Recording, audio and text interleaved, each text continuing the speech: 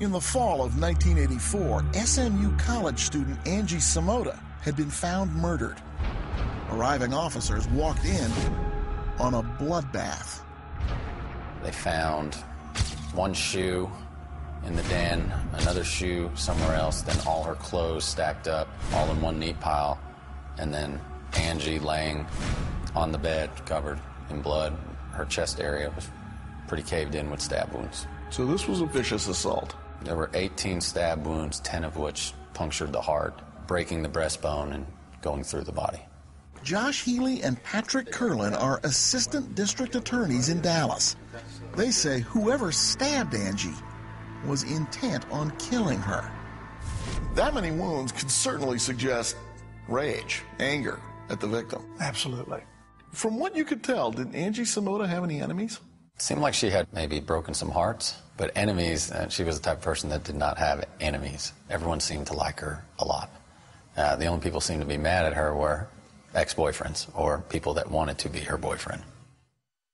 Police immediately focused on the man in Angie's life, starting with Ben, her then boyfriend. Ben told police a story that sounded a bit suspicious. He said that after dropping off Anita after their night out, Angie had stopped by his place, waking him up for a brief visit, and that she then drove home. Within minutes of reaching her condo, Ben says Angie called him at around 1:45 a.m. In that phone call, Ben says Angie told him she had let a man she didn't know into her home in the middle of the night, a man who had asked to use her phone and bathroom. Ben says Angie then hung up, promising to call him back a few minutes later. But she never did, Ben said, and she didn't answer his calls. Concerned, Ben told police he drove to her condo. But Angie wasn't answering her door either, and now Ben was locked outside, calling police on the early generation mobile phone in his truck, and sounding, to them, oddly calm.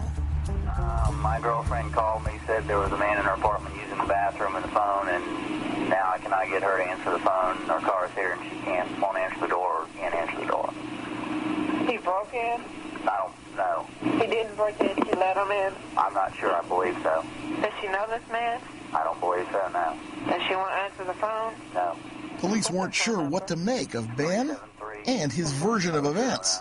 So there was no way to tell whether the story that Ben had told police on the 911 tape actually happened. The only thing we had was Ben's word. No cell phone records back then and no records of local phone calls. So that call that Ben talked about, that may never have happened. That is correct. I would expect someone to be, I can't find her, I don't know where she is, she's not answering. It was a very mellow, it was a very feelingless phone call. I mean, it was somebody who didn't seem too concerned. Ben waited in the living room while police went into Angie's bedroom. They came out and told him Angie was dead. The first responding officer, what he remembered most was even after he had discovered the body and said so, Ben didn't even ask what condition, how she was, or anything like that. And sometimes people who don't ask that question don't ask it because they already know the answer. Exactly. I didn't ask how she was killed, whether it was gunshot, whether it was stab wounds. That's unusual. Very. And there was something else. Ben's story may have been suspicious, but Ben himself was squeaky clean. This was approximately 2 o'clock in the morning. He had been awakened from sleep, and he arrived at the location in a clean pressed shirt, and he smelled of soap as if he had just cleaned up. That tended to raise some suspicions with the first responding officers that something just didn't seem right. While police were trying to process the story Ben was telling, they widened their investigation to include Angie's ex-boyfriend Lance, the boy next door in Amarillo, the boy Angie had trouble with. It was something Angie's friend Sheila knew all about. He was very obsessed with Angie. He was so obsessed with her, he would come down all the time to school to see her. They had dated through Angie's freshman year. One night I got a call from Angie. She was crying, and she said that Lance had gone crazy, and I needed to get over there. She was screaming. Lance had taken a knife and shredded all of her clothes. Did he threaten her? Yes. Yes, he did. Physically? Verbally? Verbally. And you have a weapon, whether it's a knife, scissors. He threatened her. He was a pretty scary guy. He was creepy. Suddenly, Lance was at the top of the investigators' list. Prime suspect. Absolutely. Especially when we have a 18-wound stabbing. There was no forced entry, That's right.